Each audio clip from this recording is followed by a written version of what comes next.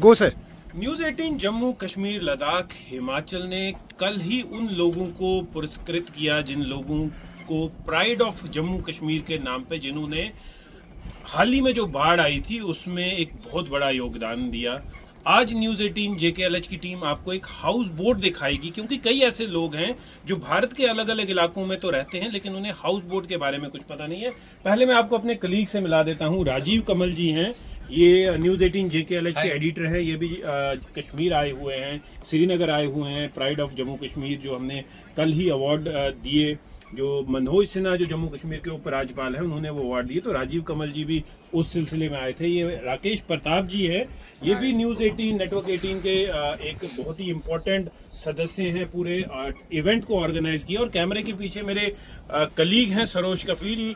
तो मैं आपको अभी एक हाउस बोट पे टूर करवाता हूँ अपने व्यूअर्स को। आप देख लीजिए, डल लेक है, वर्ल्ड फेमस डल लेक। आप देख लीजिए कितनी खूबसूरत जगह है। आप देख लीजिए कितना आप इस इलाके को आके एंजॉय कर सकते हैं अगर देश के अलग अलग इलाकों से लोग देख रहे हैं। एक बात का अफसोस होता है कि आज टूरिस्ट सीजन का पीक होना चाहिए, पूरा जो डल लेक है ये शिकारों से भरा होना चाहिए था, लेकिन शिकारे जो हैं बहुत कम है, टूरिस्ट बहुत कम है। कई लाखों लोगों की रोजी रोटी जो है वो इस डल लेक, इस हाउस बोट टूरिज्म से जुड़ी हुई है। आतंकवादियों ने पहलगाम आतंकी हमला किया, उनका मंसूबा यही था, उनका मकसद यही था कि टूरिस्ट जो हैं वो जम्मू कश्मीर से दूर हो जाएं। लोगों को चुन चुन के, उनका मजहब जान जान के उन्हें मारा गया ताकि लोग कश्मीर घाटी में ना आए। तो ऐसे लाखों शिकारा वाले जो अपनी रोजी रोटी कमाते हैं कि वो टूरिस्ट को डल के किनारे से हाउस बोट में लाते हैं, डल में घुमाते हैं, इनकी रोजी रोटी भी छीन ली गई है। तो आतंकवादियों ने, ये आप देख लीजिए, आतंकवादियों ने सिर्फ उन टूरिस्टों को नहीं मारा, उन्होंने कश्मीर के उन लोगों के पेट पे गोली मारी है जिनकी रोजी रोटी जो है वो टूरिज्म से चलती है। तो आइए मैं आपको इस एक हाउस बोट का टूर करवाता हूँ। ये हाउस बोट की लॉबी है। टूरिस्टों को चाहिए कि ज़्यादा से ज़्यादा संख्या में यहाँ पर आएँ। ये जो हाउस बोट ओनर हैं, हाउस बोट मालिक हैं यहाँ पर, उनका जो रोज़गार है वो चलता रहे। जितने टूरिस्ट आएंगे उतना यहाँ पर जम्मू कश्मीर की इकॉनमी को मदद मिलेगी। ये आइए मैं सरोज को कहूँगा मुझे फॉलो करे और इस हाउस बोट के बारे में, क्योंकि सरोज जो है वो लोकल है, मैं भी लोकल हूँ, लेकिन सरोज थोड़ा इस कारीगरी के बारे में ज़्यादा जानते हैं। मैं कोशिश ये करूँगा कि सरोज भी थोड़ा सा आपको मुझे ज्वाइन करें इस के बारे में थोड़ी डिटेल देने के लिए। तो सरोज, आप बता रहे थे ये जो ऊपर नक्शकारी हुई है या जो पैनलिंग हुई है उसके बारे में थोड़ा हमारे व्यूअर्स को बताएं। बिल्कुल सर। तो जो अभी आप ये देख पा रहे हैं ऊपर जो नक्शेकारी बनी है, इसको खत्म बंद बोलते हैं। करीबन 100 डिफरेंट डिजाइन होते हैं इसके। और पहले जो रॉयल्स हुआ करते थे महाराजाओं के दौर से, उनके महलों में ये लगा करता था। आज भी कई सारे घरों में ये कल्चर है, अब और मॉडिफाइड डिजाइन आए हैं इसमें। और सर साथ ही साथ ये जो वॉल्स है यहाँ पर, ये वॉलनट की है सर, ये हाथ से बने हुए।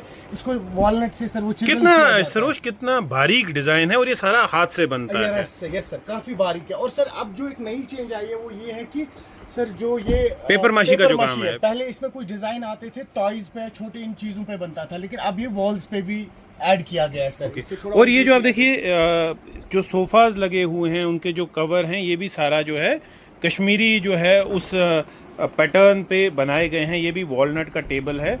सरोज, इसके बारे में आप बता रहे थे कुछ। सर ये पिंजराकारी बोलते हैं इसको, बहुत ही महीन, बहुत ही डेलिकेट काम होता है ये सर। ये भी अगर आपको याद हो, पुराना जो राजा महाराजाओं की सर खिड़कियां होती थी, वहां से उनकी जो क्वींस होती थी वो देखा करती थी ताकि उनको कोई ना देख पाए सर।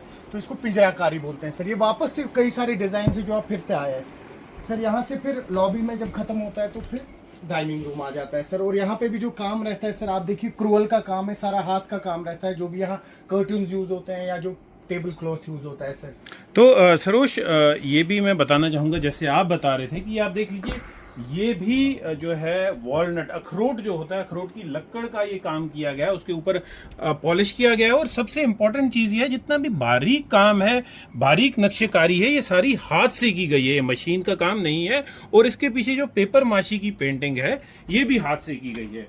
यहाँ पर आपको जितना भी ये फर्नीचर दिख रहा है, ये सारा भी जो है फर्नीचर ये अखरोट की लकड़ का है।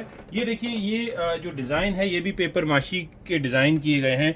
ये सारा कश्मीर के जो कारीगर हैं, कश्मीर के जो आर्टिजन्स हैं, उनके बनाए हुए ये मूर्तियां हैं। ये भी ज़्यादातर वॉलनट की लकड़ से बने हैं।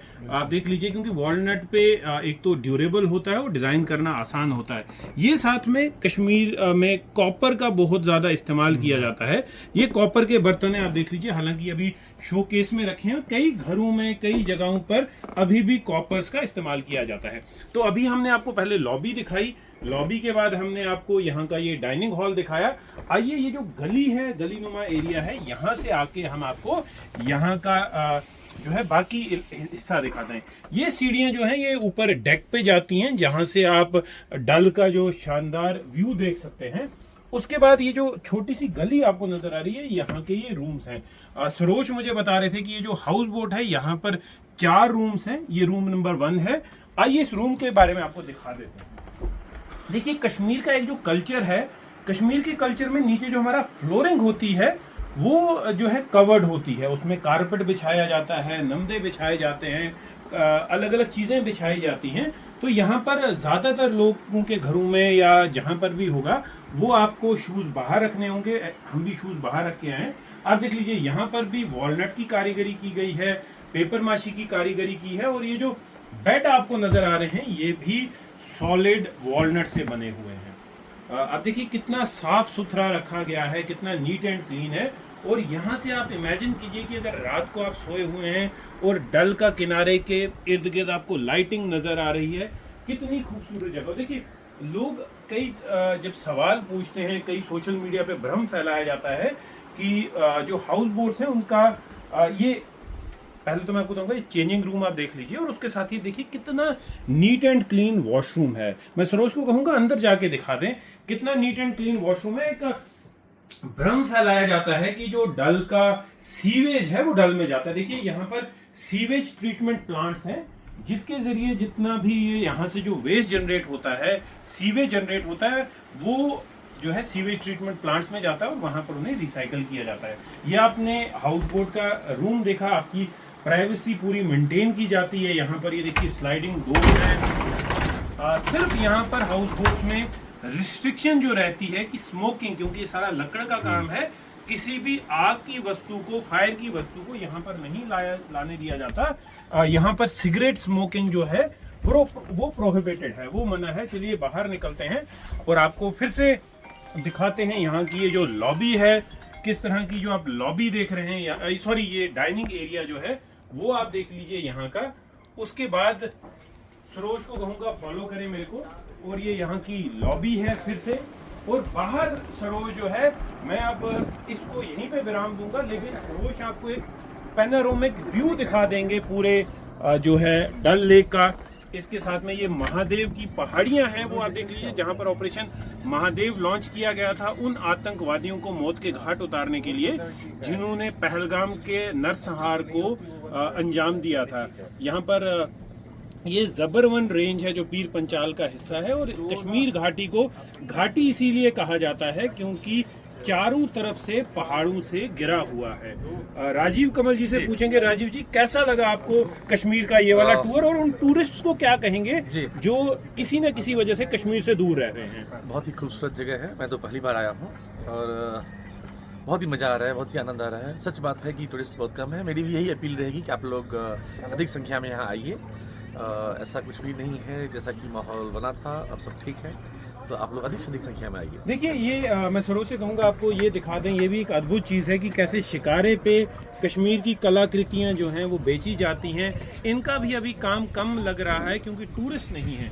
एक समय ऐसा होता था कि ये शिकार, डल लेक जो है शिकारों से भरी पड़ी होती थी, टूरिस्ट से भरी पड़ी होती थी। लेकिन दुख होता है कि देख के कि शिकारे जो हैं वो घाटों पे इंतज़ार कर रहे हैं कि कब टूरिस्ट आएँ और इस ब्यूटीफुल या इस जिसे कहें दुनिया में, जैसे कहा जाता है कि अगर कहीं स्वर्ग है यहीं है, तो इसका लुत्फ लें। टूरिस्टों को ज़्यादा से ज़्यादा संख्या में आना चाहिए। वो देखिए ये शंकराचार्य का मंदिर है जहाँ पर आदि शंकराचार्य ने कई वर्षों तक तपस्या की है। और कश्मीर घाटी में आए, कश्मीर घाटी का लुत्फ लें। मैं तेजिंदर सिंह सोढ़ी आप लोगों से विदा लेता हूं। अगली बार फिर आपसे कहीं ना कहीं से जुड़ेंगे।